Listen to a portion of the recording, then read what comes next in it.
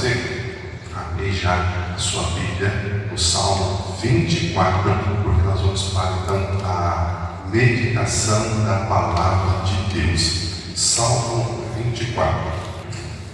Salmo 24, ele é uma continuação de uma mensagem muito específica de 3 salmos, o Salmo 22, o Salmo 23 e conclui o Salmo 24. Então nós vamos ler nesse momento o Salmo 24 inteiro, que diz o seguinte: do Senhor pertence a terra, do Senhor é a terra, do Senhor é tudo o que nela contém, do Senhor pertence o mundo e todos os que nele habitam, pois o Senhor fundou os mares e sobre as correntes ele a estabeleceu. No versículo 3, o salmista faz uma pergunta: quem subirá ao monte do Senhor? Quem há de permanecer no seu santo lugar? Aí ele mesmo responde: aquele que é limpo de mãos e puro de coração, aquele que não entrega a sua alma à falsidade, nem jura de maneira enganosa. Versículo 5: essa pessoa obterá do Senhor a bênção e a justiça do Deus da salvação. Versículo 6: esta é a geração daqueles que buscam ao Senhor, dos que buscam a face do Deus de Jacó. Versículo 7: levantai, ó portas das vossas cabeças, levantai, ó portais eternos, para que entre o Rei da Glória. Versículo 8, o salmista pergunta: e quem é o Rei da Glória? E ele mesmo responde: o Senhor forte e poderoso, o Senhor poderoso nas batalhas é o Rei da Glória. Levantai, ó portas, as vossas cabeças, levantai-vos, ó portais eternos, para que entre o Rei da Glória. Versículo 10: então, quem é esse Rei da Glória?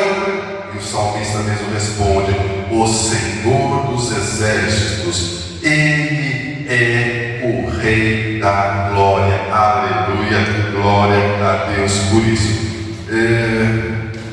Esse Salmo 24 é um salmo muito importante. Foi escrito por Davi, como o Salmo 22, como o Salmo 23, como o Salmo 24. E nós temos 2 interpretações para essa palavra de Deus escrita no Salmo 24. A primeira delas é um fato histórico que aconteceu na terra. E a segunda interpretação é também um fato, mas que aconteceu no céu. Então nós vamos falar primeiro dessa primeira interpretação que aconteceu na terra. E o que é esse fato?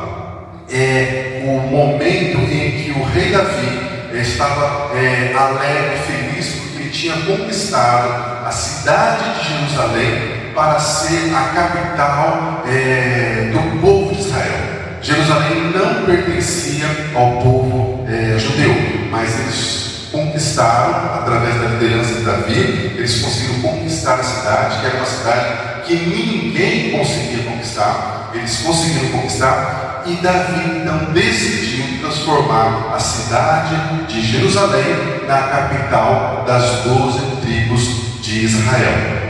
E depois que a cidade está preparada para isso, Davi então tem o desejo de levar a arca da aliança, que representava a presença de Deus, para a capital, porque a arca não estava evidentemente em Jerusalém.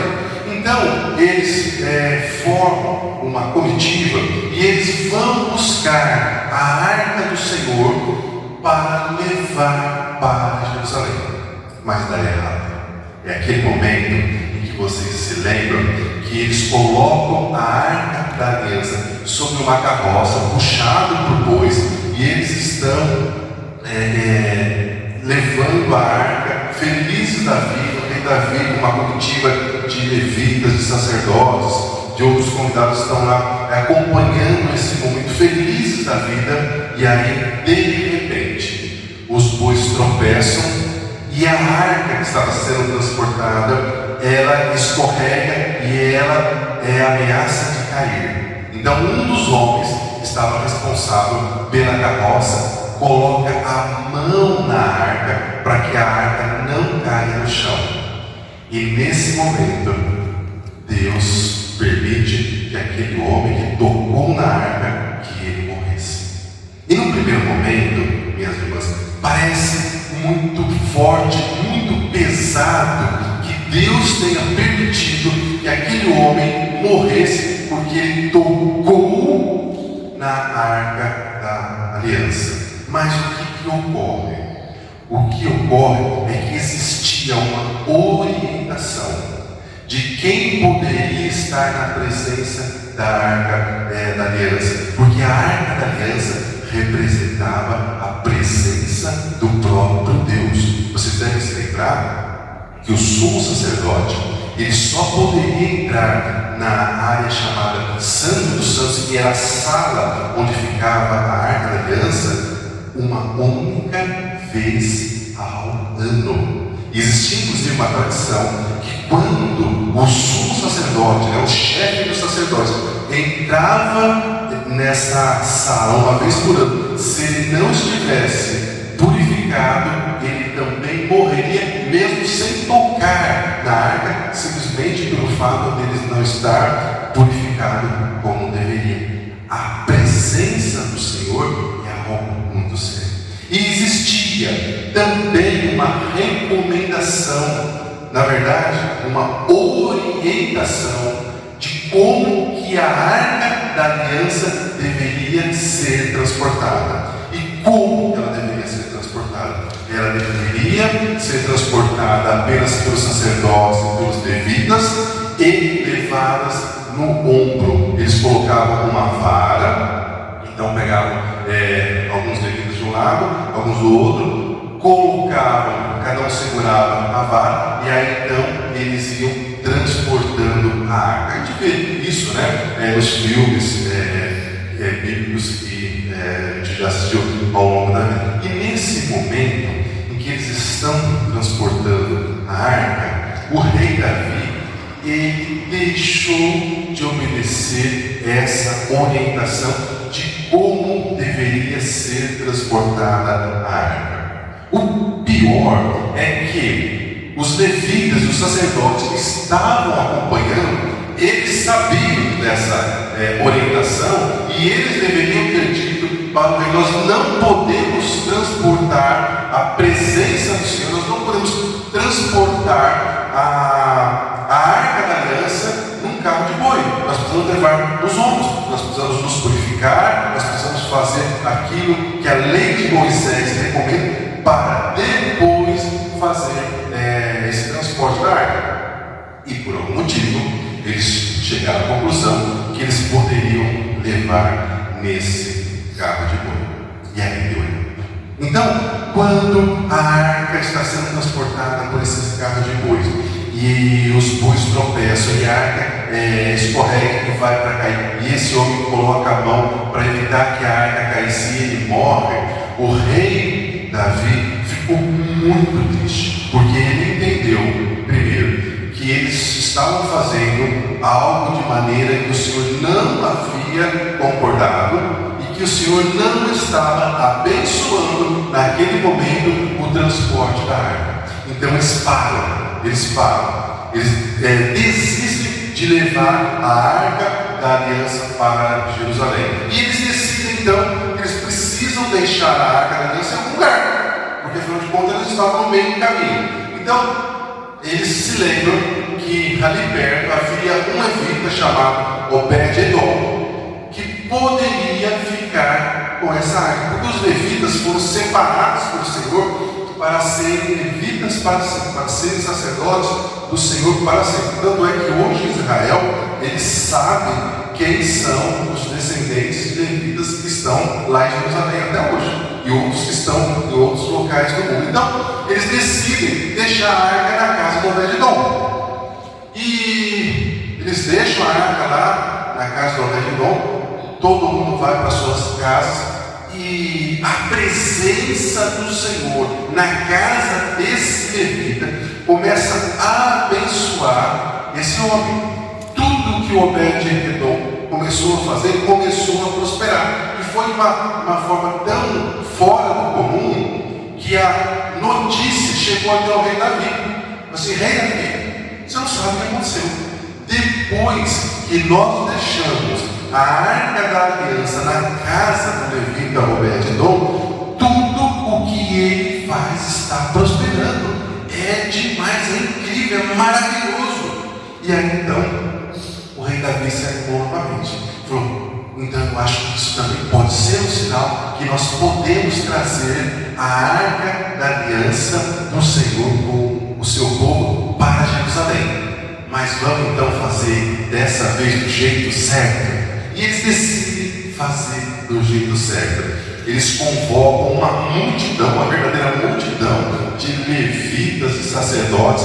E Davi vai para os chefes dos sacerdotes e dos levitas. E dessa vez eles fazem como tem que ser feito. Davi fala para eles: vocês vão se purificar e vocês vão carregar nos ombros a arca da aliança, a arca que representa a presença do Senhor. E eles vão então até a casa de Obed-Edom e eles colocam a arca sobre os ombros. E a Bíblia fala que depois que eles deram 6 passos carregando a arca, eles fizeram então um sacrifício ao Senhor, matando animais, como era o costume deles. Então, até aqui é a história, é o contexto daquilo que estava acontecendo e por que esse texto é escrito. Então, o salmista ele está dizendo, entre outras coisas, quem subirá ao monte do Senhor. Jerusalém está num local alto, e toda vez que a gente vai falar sobre Deus, sobre adorar, nós vamos sempre falar em subir, porque o Senhor está mais alto do que os nossos pensamentos. Então, quem é que subirá ao monte do Senhor? E ele mesmo responde: quem é limpo, quem é puro de coração. Então, nesse contexto, ele está dizendo que as pessoas se purificaram para receber a presença do Senhor em Jerusalém. E aí entra a parte final dos versículos do Salmo 24, que ele começa a dizer, levantai, ó portas, as vossas cabeças. Então, depois ele fala sobre portais. A gente precisa entender esse contexto para fazer sentido na nossa cabeça. Num momento da história em que os países estavam sempre em guerra e as cidades eram relativamente pequenas, o que eles faziam para proteger as cidades? Eles faziam muros. A gente lembra, por exemplo, de Jericó, quando os muros da cidade caíram, etc. E os muros não são como os muros que nós vemos hoje nas nossas casas. Eram muros muito altos e muito largos. Por exemplo, na cidade de Jericó, as pessoas que eram mais pobres, elas moravam em cima desses muros de tão largo que eles eram. Então, para entrar na cidade, precisaria ter alguma porta, Então, essas portas eram chamadas de portais. Portais, que quer que seja, porque era o local por onde as pessoas então iriam entrar. Então, quando a cidade não estava sob a ameaça de nenhum inimigo, quando não estava em guerra, essas portas, ou esses portais, estavam constantemente abertos. E quando eles estavam sob algum perigo, então eles fechavam essas portas. E nas cidades maiores, nas cidades mais importantes, essas portas eram muito grandes e muito pesadas. Então elas não se abriam como se abre a nossa porta aqui. Elas eram normalmente como aquelas portas que a gente vê de filmes medievais, de castelos, que a porta ela tem uma corrente, então ela sobe, ou então ela desce quando abaixa a corrente. Então é nesse sentido que o salmista começa a dizer aqui agora, levantai as portas, levantai as vossas cabeças, para que entre o rei da glória, porque a arca da aliança está representando a presença do Senhor. Então o salmista está chamando os portais como se eles fossem uma pessoa, para que se levantassem as cabeças, para que se exaltasse a presença do Senhor que está entrando na cidade de Jerusalém. Então, esse é o contexto, essa é a primeira interpretação que nós temos desse Salmo 24. A segunda interpretação, ela é, na minha opinião, muito mais importante e muito mais maravilhosa. Por quê? Porque Davi, ele viveu aproximadamente 1000 anos, ele nasceu mais ou menos 1000 anos antes do nosso Senhor Jesus Cristo, quando ele escreveu isso. No Salmo 24, Davi fala sobre esse Rei da Glória, ele exalta o Rei da Glória. No Salmo 23, o Rei Davi, ele fala sobre o Senhor como nosso bom pastor. E no Salmo 22, ele fala sobre o sofredor, aquele que está entregando sua vida para pagar pelos nossos pecados, que foi inclusive o Salmo 22 que Jesus mencionou quando ele estava na cruz, quando ele disse: Senhor, Senhor, por que o Senhor me desamparou? É uma pergunta que de quando em quando a gente faz, quando a gente está passando por luta, por dificuldade, a gente vira para o Senhor e pergunta: Senhor, por que o Senhor permitiu que isso acontecesse?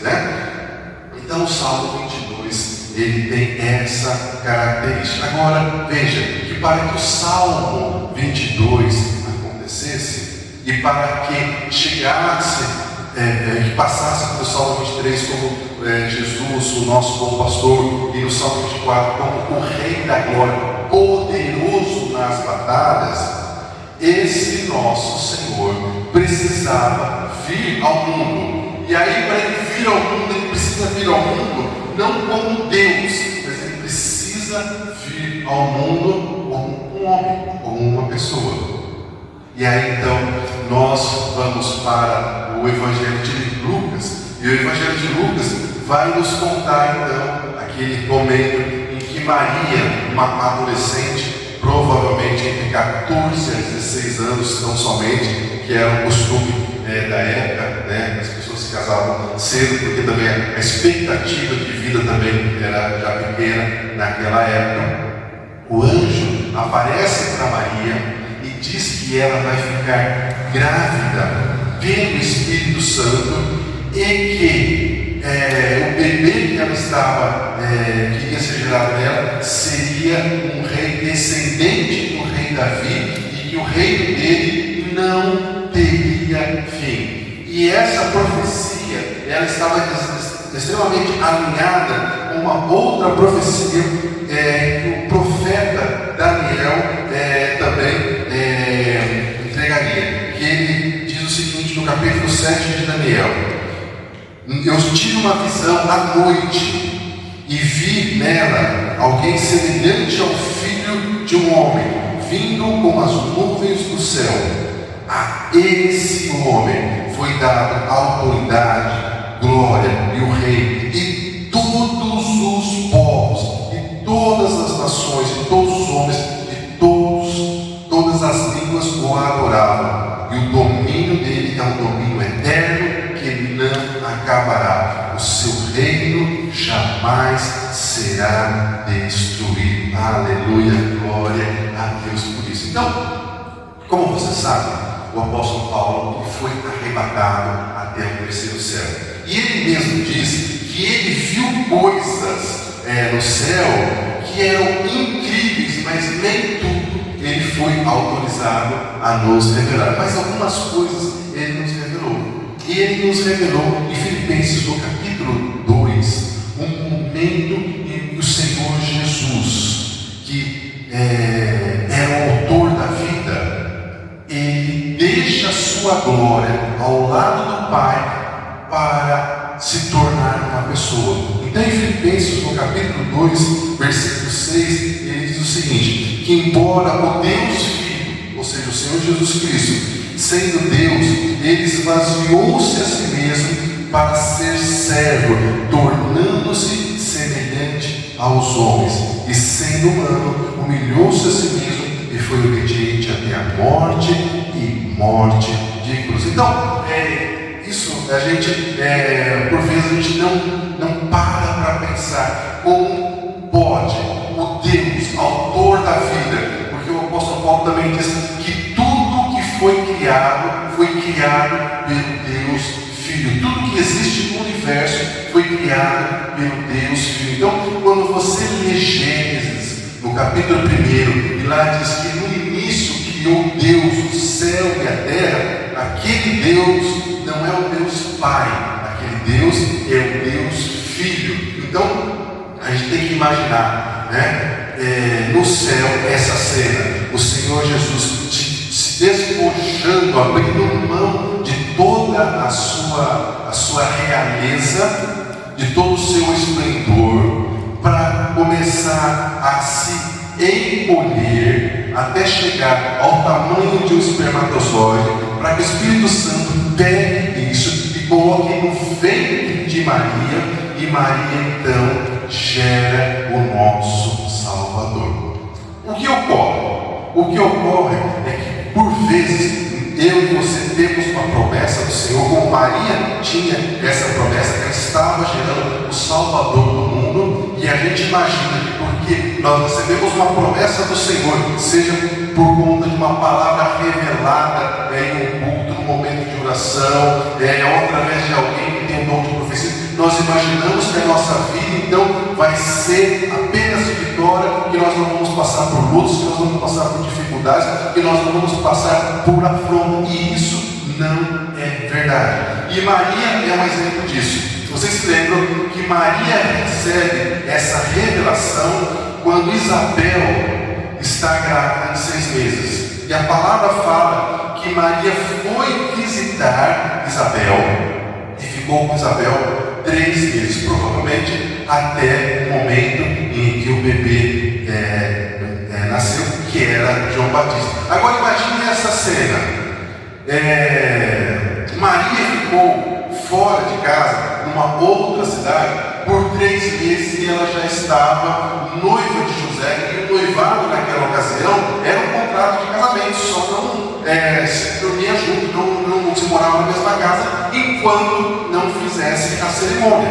Então, Maria tem já esse compromisso assumido de casamento com José, e ela retorna de uma viagem em que ela ficou 3 meses fora, e ela diz: estou grávida. O que você acha que pensaram na Maria? Maria pulou a cerca. Maria pulou a cerca. E aí talvez você pense assim: mas da onde o pregador está tirando isso? Pensa comigo uma coisa: uma mulher grávida, todo mundo respeita. É quase impossível você ver uma mulher com uma barriga de 8, 9 meses enorme e alguém não ceder o lugar, não tratar com mais respeito, com mais educação.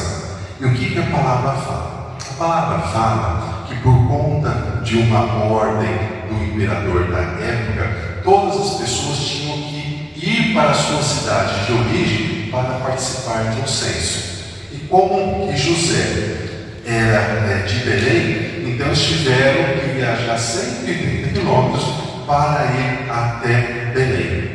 E a Bíblia fala que quando eles chegaram em Belém, não tinha lugar para eles nas hospedarias. Ora, vamos pensar um pouquinho. Se a família de José era toda de Belém, a mulher dele está com uma barriga de 9 meses, prestes a ganhar o neném a qualquer momento. Por mais que a cidade estivesse cheia, e de fato estava cheia disso porque todo mundo estava cumprindo a ordem do imperador, Belém era uma cidade muito pequena. Para vocês terem ideia, irmãos, hoje, depois de mais de 2.000 anos, Belém só tem 30 mil habitantes. Então naquela época, se tivesse 300 pessoas, era muito. Estamos falando de 2.000 anos atrás. 2.000 anos atrás. Então, se naquela época tivesse 300 pessoas, seria muita gente. Agora, por que numa cidadezinha tão pequena, nenhum parente acolheu José e Maria, ela com uma barriga tão grande? Por que não? Porque na cabeça dos parentes do José, Maria tinha traído José, e a tradição fala que José era um homem mais velho, Então os parentes acreditavam que Maria tinha traído José e por conta disso ninguém recebeu Maria na casa deles, nem os pais de José. E aí na hospedaria também não estava cheio. E aí então, onde é que Maria e José, humilhados, vão se abrigar? Num lugar destinado aos animais, né? O que seria um curral para nós hoje. Só que os currais na época, eles eram lá, as regiões são muito montanhosas, então eles abrem cavernas ou aproveitam de cavernas naturais que existem para guardar os animais, para proteger, para usar. E foi para um lugar como esse, em que eles guardavam os animais nas montanhas de uma gruta, que disseram para ele: se vocês quiserem, tem lugar lá onde ficam os animais. Situação de humilhação. Maria, então, nesse momento, está prestes a ganhar o seu bebê, que vai ser o Salvador do mundo, está passando por uma humilhação, está sendo injustiçada por algo que ela não fez. E é nesse lugar de humilhação que o bebê nasce. E muitas vezes, meus irmãos, minhas irmãs, é nos lugares de humilhação que o nosso milagre também vai acontecer. É nos milagres de humilhação que o nosso milagre vai nascer. E vejam, para mudar isso, porque a palavra fala que o Senhor muda a nossa sorte. Então, assim que o bebê nasceu, existiam naquela época alguns pastores que estavam não com os animais no curral, mas nos pastos. E aí por isso que acredita-se que Jesus não nasceu em dezembro, porque em dezembro naquela região de um inverno muito rigoroso e os animais sofreriam, então eles deixavam os animais guardados. Provavelmente Jesus nasceu na primavera, né? Então, como os pastores estavam nos campos, né, junto com os animais, à noite, então o Senhor enviou um anjo para os pastores que estavam guardando as ovelhas. E os pastores dizem, alegrem-se, porque hoje na cidade de Belém nasceu o Salvador, o Redentor. E o anjo diz, e a prova disso é que vocês vão encontrar o bebê enrolados em toalhas e uma manjedoura. Então agora a gente vai imaginar de novo a cena. Aparece um coral de anjos. Esse coral canta, aqueles pastores ficam impressionados. Eu não sei você, mas eu ficaria extremamente impressionado se um anjo aparece para falar comigo e depois eu vejo um coral celestial cantando glórias a Deus nas alturas. Então, qual que foi a primeira coisa que esses pastores resolvem fazer depois que os anjos vão embora? Vamos para a cidade, vamos ver se é verdade isso mesmo. E eles chegam na cidade, eles não sabem quem é que deu a luz. E aí então eles começam a bater de porta em porta e perguntar: escuta, tem alguma mulher grávida aqui? E muito provavelmente, numa cidade de aproximadamente 300 pessoas, já se sabia que a única mulher grávida era aquela que eles achavam que era uma mulher que estava traindo o marido. E eles vão dizer: a única mulher grávida que está prestes a ganhar um bebê é Maria, a esposa de José. E eles vão e contam aquilo que tinha acontecido e todos ficam maravilhados. Você vê que Deus enviou um anjo para mudar aquela injustiça que Maria tinha sido colocada. E depois então nós temos a história dos três magos que foram visitar Jesus. Vocês conhecem a história, que pela tradição se diz que eram 3 reis. Então, tudo isso para dizer que Jesus precisava nascer, e ele nasceu. E a partir do momento então que ele nasce, ele cresce como homem, ele começa o seu ministério aos 30 anos. Durante 3 anos ele ensina as pessoas sobre o reino de Deus. E então ele vai para a tarefa mais difícil que qualquer pessoa poderia ter, que é enfrentar uma crucificação. E ele passa pela crucificação. E ele fica 3 dias morto aos nossos olhos. mas ao terceiro dia ele ressuscita. E depois de ressuscitar, no terceiro dia, a Bíblia fala que ele passou mais 40 dias ensinando os discípulos sobre o conteúdo de tudo aquilo que ele havia ensinado, do porquê que ele precisava passar por tudo aquilo. E então, esse nosso Senhor, que saiu do céu para vir à terra, ele volta para o céu. Lembra disso? Que o Senhor está conversando com os seus discípulos e de repente então ele começa a ser levado aos céus. Lembra disso? Né? Então, você já parou para imaginar como foi o retorno do nosso Senhor quando ele chegou ao céu? Porque às vezes até algumas coisas a gente acaba não parando para pensar, para imaginar. Os discípulos no caminho de Emaús, eles não reconheceram o Senhor Jesus depois que ele ressuscitou. Então, meus irmãos, minhas irmãs, os anjos, eles não são oniscientes, eles não têm conhecimento de tudo o que ocorre no mundo. Eles têm um conhecimento parcial, como eu e você. Eles só têm conhecimento daquilo que acontece no local em que eles estão. Então, aí nós voltamos. Nesse momento da entrada do Senhor Jesus no céu, nós voltamos ao Salmo 24, porque agora o Salmo 24 se transformou num salmo profético, em que Davi, que nasceu 1000 anos antes de Jesus, estava profetizando como seria o retorno do nosso Salvador quando ele terminasse o trabalho dele na terra e retornasse ao céu. Então, nessa perspectiva, nós voltamos a ler o Salmo 24, e quando ele diz, levantai, ó portas, as vossas cabeças, levantai, ó entradas eternas, e entrará o Rei da Glória.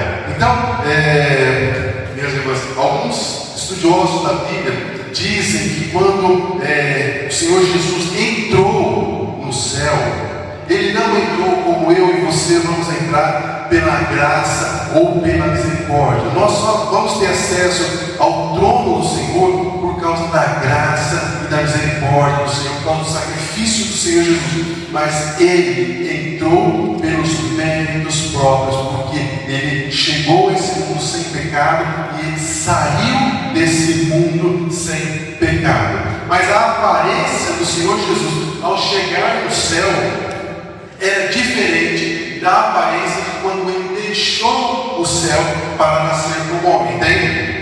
Então, os estudiosos dizem que a aparência do Senhor Jesus era diferente. E como é a cidade de Jerusalém, que eu comentei para vocês, ela era uma cidade cercada e com portas, com portais para entrar na cidade.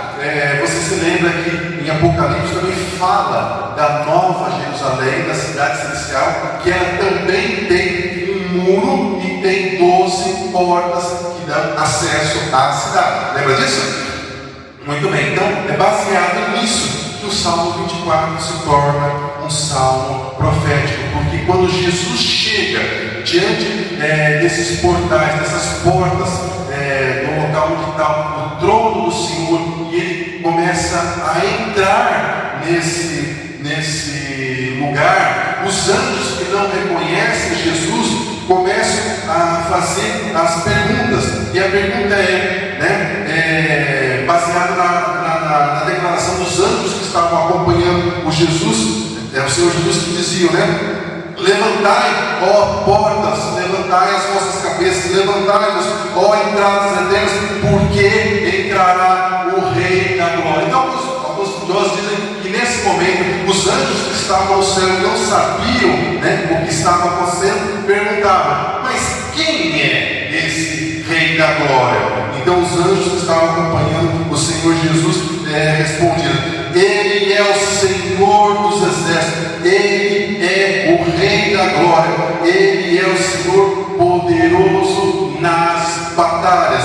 Então ele entra, ele se senta no trono diante de Deus Pai, e por conta do sacrifício dele, da missão bem sucedida que ele Em Apocalipse, no capítulo 5, diz que todos os anjos, arcanjos, serafins e querubins se prostram diante do Senhor Jesus e começam a cantar e dizendo que só Ele era digno de receber o reino, a glória e o poder para todo sempre. E diz mais, que esse Rei da glória, Ele comprou para Deus outras pessoas de todas as tribos, de todas as línguas, para que elas também se tornem reis e sacerdotes diante do Senhor. Então, eu e você seremos reis e sacerdotes no reino do Senhor. Mas para isso, nós precisamos permanecer na fé que nós temos. Enfrentar as lutas, enfrentar as injustiças, enfrentar as calúnias, porque elas sempre virão. Da mesma forma que Maria enfrentou as calúnias, as injustiças, nós também precisamos enfrentar. Nós precisamos permanecer fiéis ao Senhor. Nós não podemos dar voz, meus irmãos, minhas irmãs, aquilo que o inferno coloca na mente das pessoas, para as pessoas nos afrontar, porque é isso que o diabo faz. O apóstolo Paulo disse que a nossa luta não é contra a carne e sangue, a nossa luta não é contra as pessoas, a nossa luta é uma luta espiritual contra o inimigo das nossas almas, que usa a boca das pessoas para nos afrontar, para nos humilhar, para nos entristecer, para nos deixar magoados. E por vezes, quantas e quantas vezes, nós estamos distraídos e nós caímos na armadilha do inimigo e nós ficamos chateados, às vezes ficamos bravos, às vezes respondemos e falamos aquilo que não convém. E aí, em vez de jogar água na fogueira, a gente acaba jogando mais lenha na discussão. E aí aquilo que era um negócio pequenininho começa a ficar maior, maior, maior, e aí chega o ponto de um não conversar mais com o outro. E aí, para consertar isso, vai dar um trabalho danado. E adivinha quem é que vai ter que dar o primeiro passo para consertar isso? Claro, eu e você, né? Porque é nós que temos conhecimento da palavra do Senhor. Então, hoje é um dia especial. Hoje nós comemoramos o nascimento do nosso Senhor Jesus Cristo, embora Ele não tenha nascido em dezembro. Então, nós precisamos ter claro no nosso coração que o Senhor já fez uma obra no nosso coração, já fez uma obra na nossa vida, e Ele quer alcançar, o Senhor quer abençoar todas as pessoas da nossa casa, mas isso é um processo lento, demorado, e que exige de nós mantermos o nosso bom testemunho. Nós não podemos ser aquelas pessoas que dizem: faça o que eu falo, mas não faça o que eu faço. Não, nós precisamos ser aqueles que dão testemunho com a nossa vida. E acredite você ou não, as pessoas estão olhando para você. Por mais que você não acredite nisso, por mais que você ache que você não é uma pessoa importante, mas todo mundo está olhando para você. A começar pelo mundo espiritual, né? Nós temos o exemplo de Jó, que nem sabia o que estava acontecendo, e o diabo chega diante do Senhor para acusar o Jó. Da mesma forma que ele fez isso com Jó, ele faz comigo e com você. Eu já passei por lutas e por dificuldades que eu não estava entendendo por que eu estava passando por aquela luta, por aquela dificuldade, e de repente eu lembrei da história de Jó e fiquei pensando: Senhor, será que o diabo foi falar para o Senhor sobre mim e disse: dá só uma cutucadinha no Jefferson para ver se ele já não começa a reclamar, para ver se ele não vai começar a murmurar? E eu e você, meus irmãos e minhas irmãs, por vezes uma cutucadinha que a gente recebe, a gente já começa a murmurar. Então, o Espírito Santo está nos ensinando que nós não podemos ser assim. Nós não podemos viver dessa maneira. Nós precisamos ter no nosso coração que o Senhor está no alto e sublime trono. Nós precisamos subir no monte do Senhor, e nós fazemos isso através do sacrifício do Senhor Jesus, lavando as nossas vestes no sangue do Cordeiro, mas permanecendo nessa vida, nesse reino que nós escolhemos viver. Você vai ter luta? Vai ter luta. Vai ter injustiça? Vai ter injustiça. O próprio Senhor Jesus disse: nesse mundo vocês vão ter aflições. E por vezes a gente acha que a gente não vai dar conta das aflições que nós estamos vivendo. Mas nós precisamos perseverar, meus irmãos. Nós precisamos continuar firmes e trazer ao nosso coração aquilo que nos dá esperança. Por isso que a gente precisa ler a Bíblia. Você precisa escolher entre a palavra de Deus aqueles versículos que queimam no seu coração quando você lê, para quando você estiver passando por uma luta, por uma dificuldade, por uma injustiça, achando que você não vai dar conta, você lembrar desses versículos, sabe? E dizer: Senhor, se o Senhor fez milagres no passado, eu creio que o Senhor vai fazer também milagres na minha vida. E lembrar dos milagres que o Senhor já fez em você, já fez na sua casa, na sua família, e acreditar que Ele vai fazer de novo. E aí vem o mistério, né? O Senhor vai fazer, mas vai fazer no tempo do Senhor e do jeito do Senhor. Não é no nosso tempo, nem do nosso jeito. Amém?